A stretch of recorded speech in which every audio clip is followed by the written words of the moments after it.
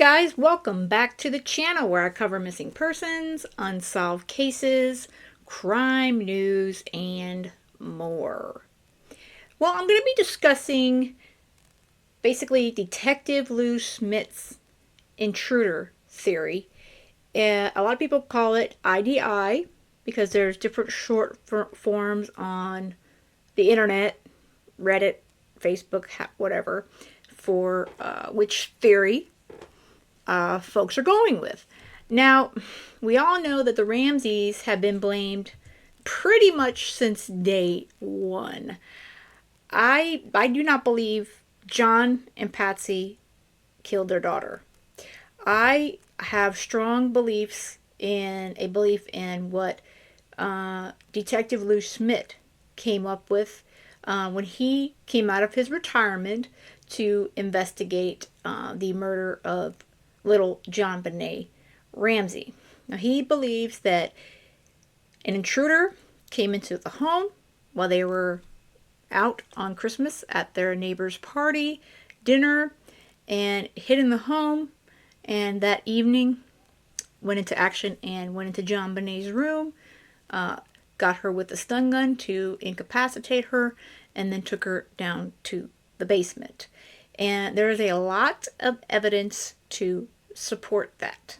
This man is a sadistic pedophile, and that he did take JonBenet from her bed by stun gunning her. There's evidence of somebody else doing this, and it's credible evidence. I really believe that there's enough evidence left behind by our killer that we can catch him. The evidence shows very strongly that there's evidence of somebody else doing this, and it's credible evidence. That evidence includes this open window, this garrote, this suitcase, this footprint, these possible stun gun marks. Each taken alone might not mean much, but taken as a whole, Detective Lou Smit says, it's an altogether different story. A widely respected Colorado detective, he was at the center of the JonBenet investigation for a year and a half. Detective Smit had more than 200 murder cases under his belt. He'd also helped score high-profile convictions, including the investigation into the 1975 murder of Karen Grammer, who is sister of Frasier actor Kelsey Grammer, as well as the murder of a woman whose killer later confessed to taking 47 other lives. Now, this is in contrast to the main detective on the case for Boulder PD, Detective Steve Thomas, who believes Patsy did it after going into a rage over JonBenet wetting the bed.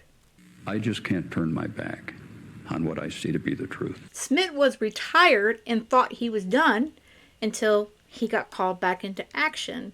And he thought it would be a slam dunk, believing it was the Ramseys as the media was reporting, but things were not as they seemed once he got on the case. I even thought to myself, how could anyone get into the house without leaving some type of a footprint in the snow? But then he saw the actual crime scene photographs taken the morning after the murder. And then once we got the photographs, then you could see that there was no snow around the various doors and entry doors of the house. Or the sidewalks. Or on the sidewalks either. That's correct. So the whole idea that no footprints meant no intruder to you was not necessarily true. No, not once we seen the photos. But another crime scene photo had already caught his attention.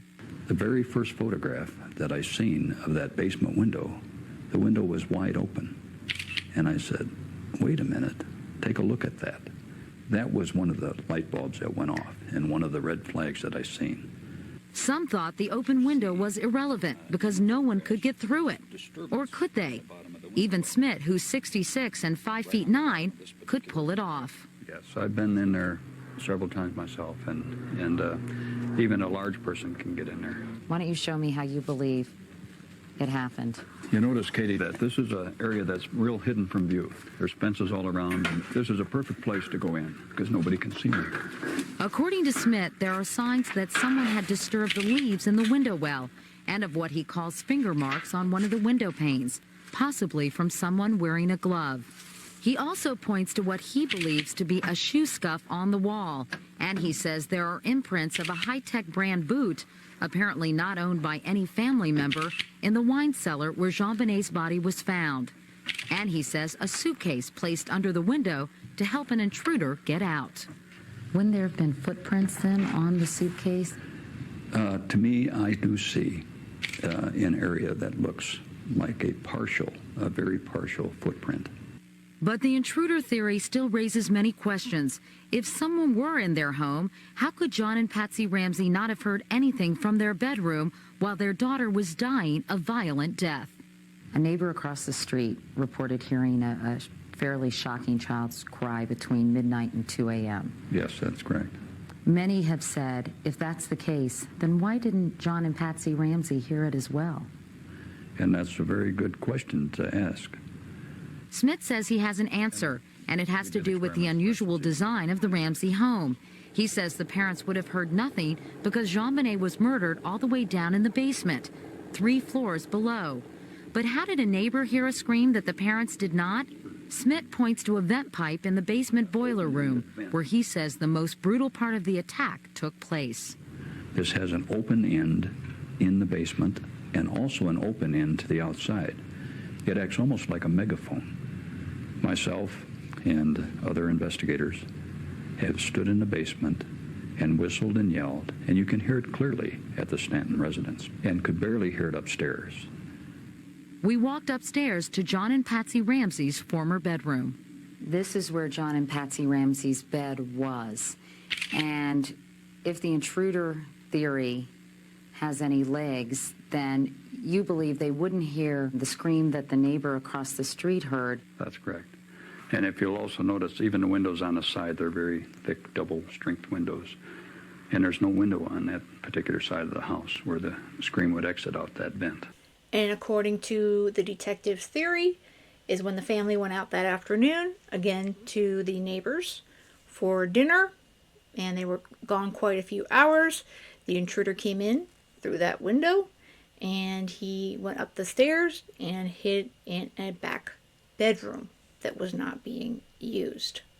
People say that there was only 4 people in the house that day. What the case tells me is that there's a 5th personality there.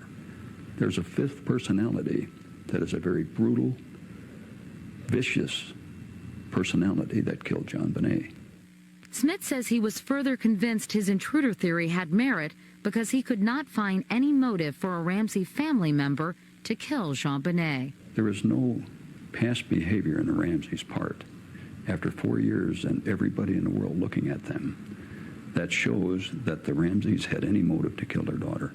And as far as the theory from Detective Steve Thomas of Patsy going off the deep end because her daughter wet the bed, well, Lou Smit said he doesn't believe in that at all.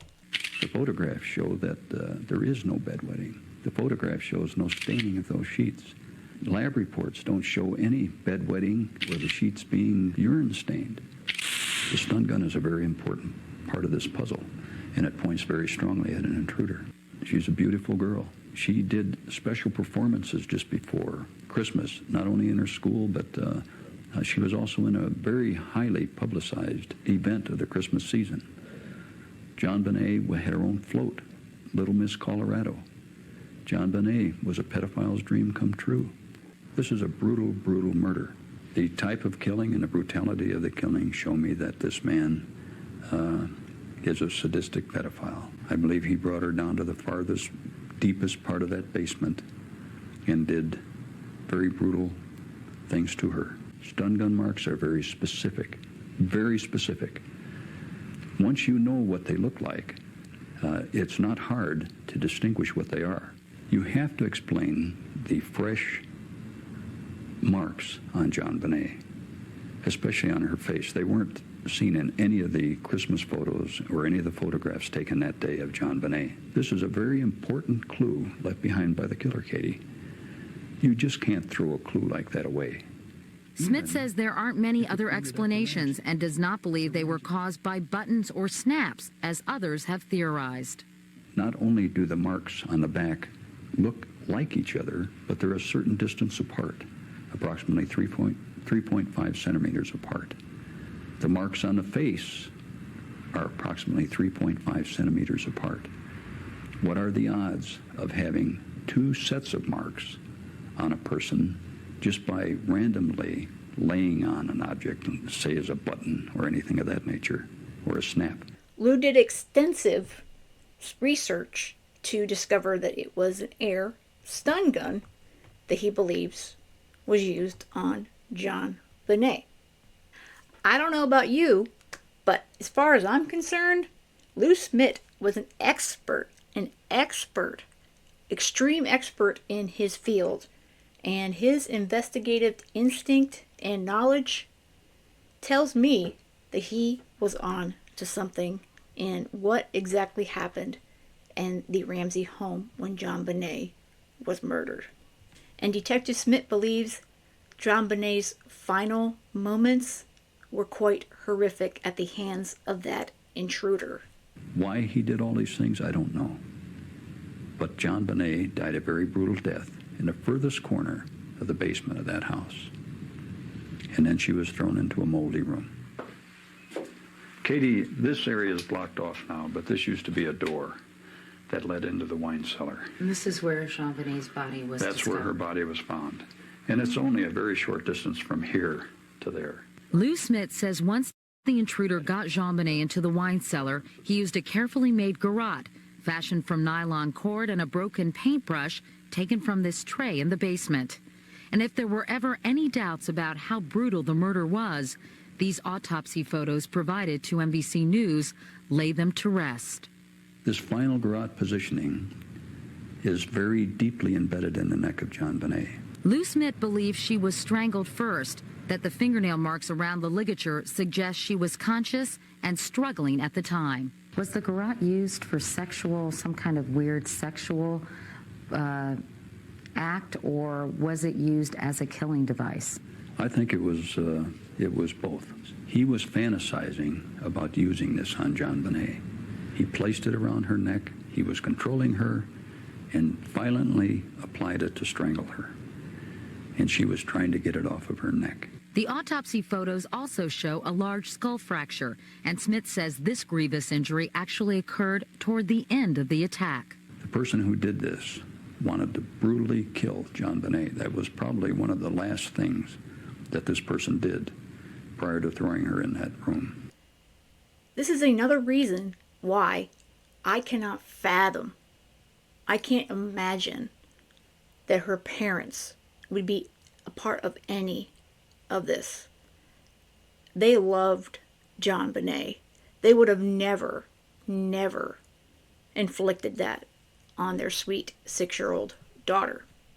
Detective Smit also stated that he believes that she was struck on the head before the strangulation, and this is concurred by a coroner that worked with the Boulder Police Department during the early parts of the investigation.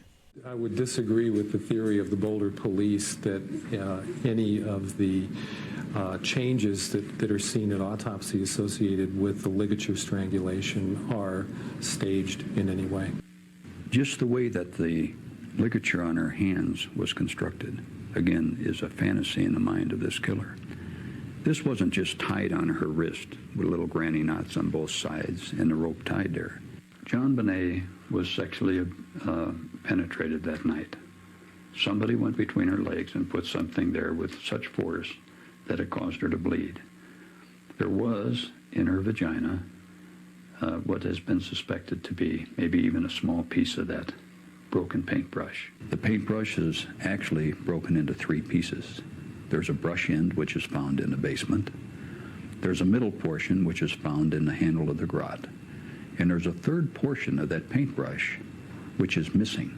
It has not been found in the house. Smit says all these things added together point to an intruder, not a family member committing the crime. Now, why a family member would have to take their child down to a dirty, filthy, cluttered basement and murder her in the farthest reaches of this basement, sure, you can say it could happen, but the chances of that happening, I believe, are extremely remote. Isn't there always a first time? Sure, there's a first time. But again, it would have to be a first time for everything in this case, if that was the case. Also, they found DNA in JonBenet's panties. She had bled during the sexual assault portion of the crime. Again, primary source. They know that's JonBenet. It was her blood.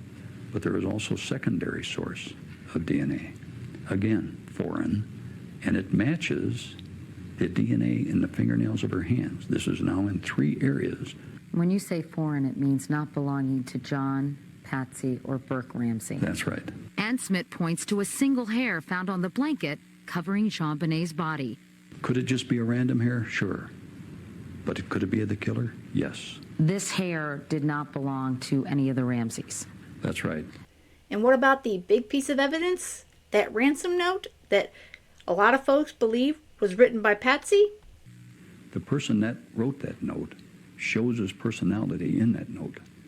Very brutal and very vicious. Whoever wrote this note was thinking of those particular type of movies. It's like a PhD in ransom notes that was gained through watching movies. The note itself shows that this was a very controlled, planned, sophisticated ransom note. It's not like a note is written in panic after brutally murdering your child. Why would a parent have to write a 2.5-page ransom note? Why would they have to put in all of these references to ransom-type movies? Perhaps one of the most frequently asked questions, Lou, is why would an intruder sit down and write a lengthy ransom note with no clue as to when the family was coming home? I mean, wouldn't that be awfully risky? Well, if the intruder had plenty of time in the house to begin with, he would have all the time he needed to write a ransom note. There's a certain type of high-risk criminal that does that. It's part of the thrill. It's part of the thrill, you bet. And I think when we finally catch him, which I think we still have a very good chance to do, that we're going to find that he's been arrested for some type of sexual offense in his past. $118,000 has been the source of a lot of attention because that was the amount of John Ramsey's Christmas bonus. Is that right? It was close to what the net amount was. So people think, where did that number come from? Yes. And why would they put in a figure that would point right back at themselves? We don't know why the killer put that in his note. Patsy Ramsey could not be completely ruled out, though. No. Patsy Ramsey cannot be completely ruled out. She does have certain characteristics which are close in nature to that on the note. But what some of the examiners have said, and the majority of them, is that there are many more differences. In other words, it's not a positive at all that Patsy Ramsey wrote that note. Boulder PD has insisted that they have considered every single possibility and theory beyond just the Ramseys. But is that the truth? The Boulder Police Department has focused on the Ramseys. Some people call it tunnel vision. Perhaps that's the case. They have just stopped at the Ramseys, plain and simple. They've gone to the Ramseys and they've stopped. The hardest part is to get beyond the Ramseys with the law enforcement agencies and to pursue the killer. That's the hard part. Yes, I would like to find the intruder. And yes, I believe an intruder is involved in this crime. And Smit told Katie Couric during this interview, he is doing this case for one person and one person alone. That's for JonBenet. And for the case, you have a responsibility to stand in her shoes. And I admire Detective Smit to this day. Unfortunately, he is no longer with us, but he has family that still continues to search for the truth and what happened to little JonBenet. But let me know what you guys think in the comments. This is really one of my favorite interviews, and this solidifies my opinion, and I follow exactly what Detective Smit, his theory, came up with. And there is a great book if you would like to hear more about Lou's story, and of course, and JonBenet. It's actually called Lou and JonBenet. I've been able to listen to it, and I highly recommend it. Alright guys, I hope you have a great rest of the day, And most of all, stay safe.